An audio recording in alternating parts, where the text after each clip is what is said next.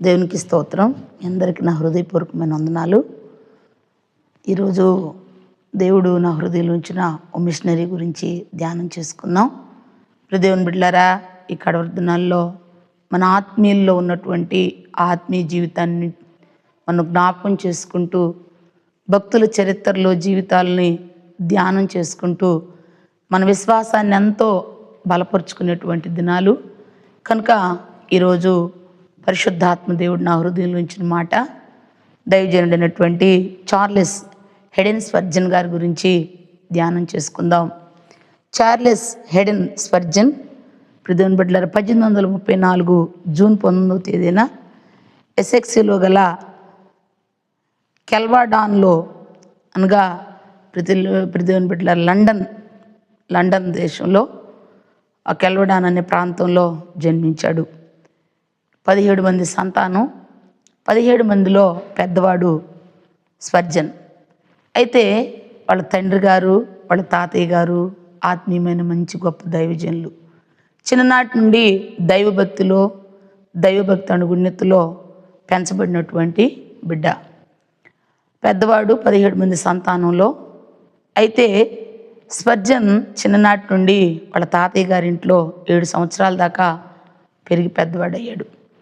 చిన్ననాటి నుండి తన హృదయంలో దైవభక్తి, వాక్యానుగుణమైన జీవితం, దేవుని లేఖనాలు ధ్యానం చేయటం, అంతేకాకుండా అనేక బుక్కులు చదవటం, ఇలాగా తన దినచర్య అంతయు దేవునితోనే ప్రారంభించేవాడు. యాత్రికుని ప్రయాణం అనే ఆ పుస్తకం, జాన్ బెనియన్ గారి పుస్తకం దాదాపు 100 సార్లు ఏమో చదివి ప్రభావితుడైపోయాడు. హతసాక్షుల బుక్స్, కొన్ని బుక్స్ దైవజనులు జీవిత చరిత్రలు చదివి తన చిన్ననాటి జీవితాన్ని ఒక 15-16 సంవత్సరాల నుంచి 7 సంవత్సరాల లోపు జీవితం అంతా అనేకమైన బుక్కులు చదువుకుంటూ, వాక్యం చదువుకుంటూ, ప్రార్థనలో గడుపుతూ ఉండేవాడు. అయితే తనకి రక్షణ గురించినటువంటి ఆ నిశ్చయిత లేనివాడిగా ఉన్నాడు. ఓ రోజు తమ దగ్గర ప్రాంతంలో ఉన్న ఒక చర్చికి వెళ్తాడు. ఆ చర్చికి వెళ్తే అక్కడ దేవుని వాక్యం, పరిశుద్ధాత్మ దేవుడు ఆ దైవజనుడిని తన ఆత్మతో నింపి, బూదిగంత నివాసులారా నా వైపు చూసి రక్షణ పొందండి, నేనే దేవుడిని అనే వాక్యేషియా గ్రంథంలో వాక్యాన్ని ధ్యానం బోధిస్తూ ఉన్నప్పుడు అది స్పర్జన్ హృదయాన్ని తాకిద్ది. స్పర్జన్ ఎప్పుడైతే ఆ వాక్యంతో పరిశుద్ధాత్మ దేవుడు మాట్లాడతాడో తన జీవితంలో పాపపు ఒప్పుకోల ఆత్మ పరిశుద్ధాత్మ దేవుడు పనిచేసి తన పాపాలన్నీ ఒప్పుకొని, తన తలంపుల్లో ఆలోచనలో జరిగిన ఆ పాపములన్నిటిని ఒప్పుకొని దేవుని ఆత్మతో సరిచేయబడి, దేవుని బిడ్డలారా, దేవుని విశ్వసించి అంతరంగంలో దైవికమైన సమాధానం, పాపముల గురించినటువంటి ఆ విమోచన జరిగినటువంటి ఆ నిశ్చయితను పొందుకొని సమాధాన హృదయంతో వస్తాడు. ఆనాటి నుండి తన జీవితంలో సమయం అనేది వ్యర్థంగా పోగొట్టుకోకుండా చిన్న కరపత్రికలు పంచటం, చిన్నపిల్లల మధ్య పరిచర్య చేయటం, ఇలాగా బోధించటం, దేవుని వాక్యాన్ని అనేకులకు చెప్పాలనే తాపత్రయతో పనిచేసేవాడు. తన 16 సంవత్సరంలో బాప్తిజం పొందాడు. అనేకమైన ప్రసంగాలు చేసి కొన్ని ఆత్మలు ప్రభు కొరకు సంపాదిస్తాడు. బాప్టిస్ట్ సంఘంలో పరిచర్య జరిగిస్తారు. ఆ పరిచర్యలో కొన్ని వందల ఆత్మలు పట్టబడతారు, ప్రభావితులైపోతారు. స్పర్జన్ గారు తన జీవితంలో ఆయన ప్రసంగ చక్రవర్తి అని పేరు పెట్టబడ్డారు.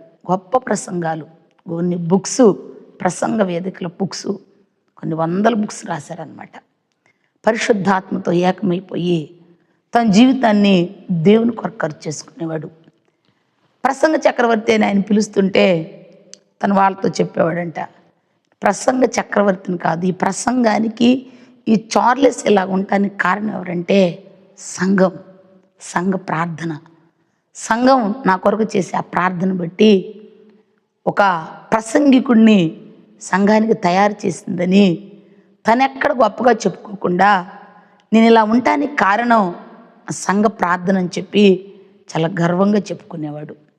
చాలాసార్లు స్పర్జన్ గారిని, ఆ పరిచర్యలను, ఆ మందిర పరిసర ప్రాంతాలను చూడటానికి వచ్చినప్పుడు వాళ్ళందరినీ ఈ అభివృద్ధికి దీనికి కారణమైంది ఏంటయ్యా అంటే, ఆ నేల మాలికల్లో ఉన్న అండర్ గ్రౌండ్లో ప్రార్థనా గదుల్లో రోదనతో, విజ్ఞాపనతో ఎల్లప్పుడూ ప్రార్థన చేస్తారు. ప్రార్థనా బృందాలు ఉండేవాళ్ళు. ఈ ప్రార్థనా బృందాలే ఈ సంఘానికి బలమైన ఆయుధం అని సాక్ష్యం చెప్పేవాళ్ళు. ఎక్కడ తన స్వనీతిని కానీ తన స్వభక్తిని కానీ బయటకు చెప్పుకోకుండా దేవుని మాత్రం మహింపరిచే ఒక గొప్ప ప్రార్థనా యోధుడు, ప్రసంగ చక్రవర్తి. చార్లెస్ గారు ఒక మాట అంటారు, ఏంటంటే, ఇదిగో ప్రసంగం చేయలేని కార్యం ప్రార్థన చేసిద్ది.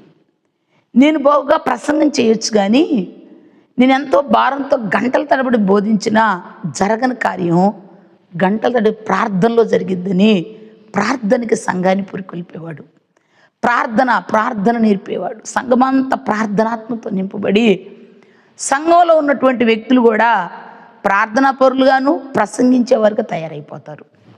ఓ రోజు ఆ సంఘంలో ఒక స్త్రీ, ఆమె బాల్యం యవ్వన కాలం నుండి వృద్ధాప్యం దాకా దేవుని పరిచర్యలో, ప్రార్థనలో, అండర్ గ్రౌండ్లో దేవుని సంఘ క్షేమాభివృద్ధి కొరకు దైవజనుడు ఆత్మపూర్ణుడై అనేకులకు దేవుని వర్తమానం చెప్పి అనేక ఆత్మలు సంపాదించాలని వైరాగ్యంతో భారంగా ప్రార్థించే తల్లి.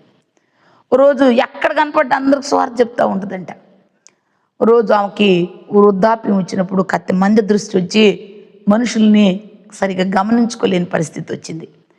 ఆ పరిస్థితిలో ఆమె ఏం చేసిందంటే, ఒక వ్యక్తి సువార్త చెప్తూ ఉంటుంది.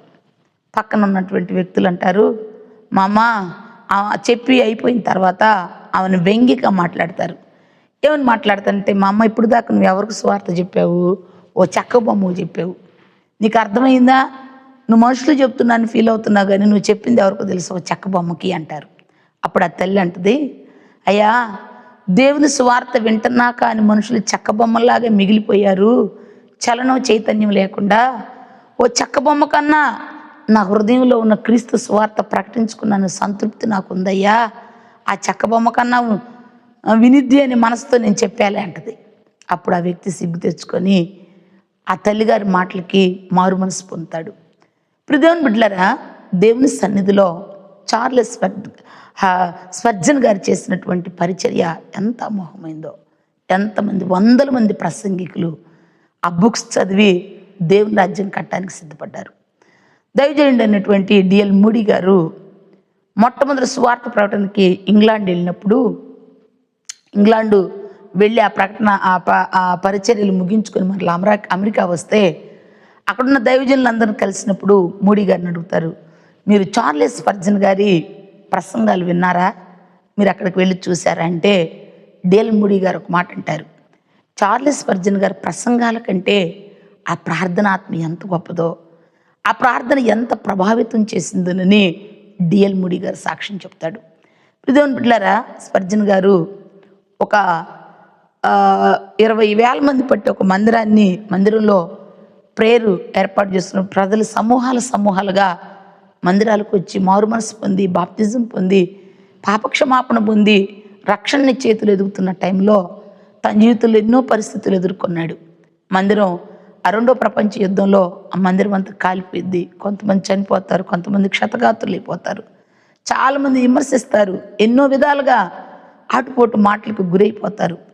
కానీ వాటికి ఎక్కడ కృంగిపోక, బలహీనుడు కాక, దేవుని చేత ఆత్మధైర్యంతో శక్తిమంతుడుగా తను తాను బలపరుచుకొని మరలా దేవుని రాజ్యం కట్టడానికి ముందుకు వెళ్ళినప్పుడు కొన్ని వేల ఆత్మలు రక్షించబడతాయి.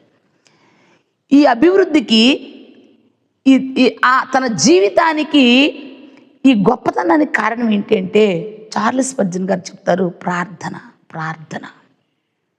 ప్రార్థించి, ప్రసంగించి, జీవించి సంఘాన్ని అదే విధంగా సిద్ధం చేశాడు.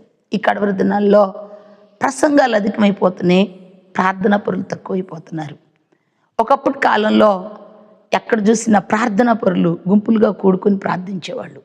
ఉపవాస ప్రార్థనలైనా, విజ్ఞాపన ప్రార్థనలైనా, ప్రత్యేకమైనటువంటి ప్రార్థనా కొడుకుల్లో ప్రార్థించేవాళ్ళు బృందాలు ఉండేవాళ్ళు. ఈ కడవరి దినాల్లో సాతాను అనేక హృదయాల్లో కఠినత్వం, మాంద్యం, ఆత్మ సంబంధమైనటువంటి గ్రహింపు ఆసక్తి లేని వారిగా ప్రార్థనా శక్తిని కోల్పోతున్నటువంటి దినాల్లో మనం ఉన్నాం. ప్రియదేవుని బిడ్డలారా, ప్రార్థనతో మనం జయించవలసిన పరిస్థితులు ఎన్నో ఉన్నాయి. ప్రార్థన లేకపోతే ఎండిపోయిన భూమిలాగా మన జీవితం మిగిలిపోయింది. ప్రార్థన లేనటువంటి హృదయం ఎలాంటిదంటే సవిటి పర లాంటిది. దానిలో ఏ మొక్కలు మొలవు, ఏ ఫలాలు ఫలించవు. చార్లెస్ స్పర్జన్ గారు సిలువను గురించి పదే పదే ధ్యానిస్తూ ఉండేవారు. సిలువ గురించి బోధించేవాళ్ళు. సిలువ లేనిది మన కిరీటం లేదు, నాకు సిలువ నా కిరీటాన్ని ఇచ్చిందని తన్నే చూయించుకుంటూ ప్రజలకు బోధించేటప్పుడు, ప్రార్థించేటప్పుడు సిలువ పరితాపంతో పశ్చాత్తాప్తులై స్పర్జన్ గారిలో ఏ ఆత్మీయత పనిచేసిందో సంఘంలో అదే ప్రార్థనాత్మ పనిచేసి గొప్ప ఉద్యమం వచ్చింది. ఇక్కడ దినాల్లో ప్రార్థనా పరులు కొదువైనటువంటి కాలంలో ఉన్నాం. కోత ఎంత విస్తారమైంది, కోసే పనివారు కొద్దుగా ఉన్నారు. ఆడంబరాల్లోనూ అలాగే యూనివర్సిటీల్లోనూ మందిరాలు ప్రత్యేకమైన మీటింగుల్లో సభల్లో ప్రజలు అధికంగా కనపడుతున్నారు. కానీ దేవుని బిడ్డలారా, ఆరాధనలో, ఉపవాస ప్రార్థనలో, ఆత్మరక్షణ ప్రార్థనలో, నశించిపోతున్న ఆత్మల కొరకు చేసే ప్రార్థనా కోడికల్లో ప్రజలు కొదువైపోతున్నారు. భారం లేని వారుగా, దేవుని సంఘ బాధ్యతలు లేని వారుగా, హృదయాలు కఠినపరుచుకుంటూ మాంద్యంతో మొత్తుతులు బ్రతుకుతున్న కాలంలో మనం ఉన్నాం. నా కన్నీటి మనం ఏంటంటే, మనం చైతన్యం తెచ్చుకుందాం. మన ఆత్మీయులు, మన పితరులు వారి జీవితాలు, సమయాలు త్యాగం చేసి వేల ఆత్మలను ప్రభు కొరకు సంపాదించారు. ప్రభు కృప ద్వారాగా ఈనాడు సువార్త ఉచితంగా మనకు అందుతుంది. అన్నీ అనుకూలంగా మనకి అందుబాటులో దొరుకుతున్నాయి. కానీ ప్రభుకు అందుబాటులో మనం లేము. దేవునికి అందుబాటులో ఉండే ప్రార్థనా జీవితాలు కోల్పోయినటువంటి కాలంలో మనం ఉన్నాం. ప్రార్థనతో మన జీవితాలు కట్టుకుందాం, మన కుటుంబాలు కట్టుకుందాం, మన సమాజాన్ని దేవుని కొరకు సిద్ధపరచుకుందాం. ఎన్నో ఆత్మలు నశించిపోతున్నారు. సర్వమానవాళికి రక్షణ ఇవ్వటానికి యేసుప్రభు లోకానికి వచ్చారు. జాతి, మత, కుల విచక్షణ లేకుండా అందరిని రక్షించటానికి ఈ లోకానికి వచ్చిన రక్షకుడు ప్రభువైన యేసుక్రీస్తు వారు. ఆ రక్షకుడిని గురించి అనేకులకు బోధించి నశించిపోతున్న ఆత్మలను ప్రభు రాజ్యంలో సంపాదించడం కోసం మన సమయం, మన దినాలు ఖర్చు చేసుకుందాం. చార్లెస్ స్పర్జన్ గారు తన జీవితం బాల్యం నుండి తన జీవితకాలం అంతా ప్రభుకు ఉన్నతమైన పరిచర్య చేశారు. నమ్మకమైన సాక్షిగా బ్రతికారు. ఓ ప్రసంగ చక్రవర్తిగా పేరుగాంచబడ్డారు. ఓ ప్రార్థనా యోధుడిగా ప్రార్థనా పరులైన సంఘాన్ని స్థాపించి ఇంగ్లాండ్లో ఒక గొప్ప ఉద్యోగకర్తగా ఉన్నారు. జాన్ బెనిన్ గారి యాత్రికుని ప్రయాణం పదే పదే పదే పదే చదివి దేవుని బిడ్డలారా తన ఆత్మీయ జీవితాన్ని దేవుని కొరకు కట్టుకున్నాడు. ఈ దినాల్లో యూట్యూబుల ద్వారాగా, మిషనరీ రిపోర్ట్స్, బుక్స్ ద్వారాగా అన్నీ అందుబాటులో మనకు ఉన్నాయి. కానీ చదవటానికి తీరిక లేదు, వినటానికి తీరిక లేదు.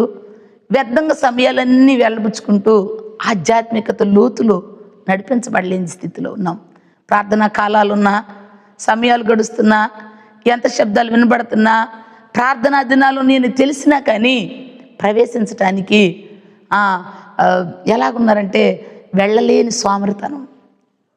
మనం రక్షించబడిన, బాప్తిజం పొంది ప్రభు సన్నిధికి వచ్చే మనమే నిర్లక్ష్యపరులుగా ఉంటే లోకం పరిస్థితి ఏంటి? నాశనానికి, నరక పంచుల్లో సంచరిస్తున్నటువంటి ఈ లోకాన్ని నువ్వు నాకు రక్షించవని ప్రభు అడుగుతున్నాడు. సామెతల గ్రంథంలో దేవుని వాక్యం చెబుతుంది, నాశనం ముందు జోగుచున్న వారిని విడిపించాలంటే ప్రార్థనా పరులుగా మారదాం.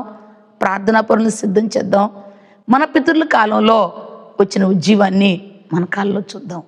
దేవుడు ఆ కృప మనకు దయచేయునుగాక. ఆమేన్. దేవుడు మనల్ని ఆశీర్వదించునుగాక. ఆమేన్.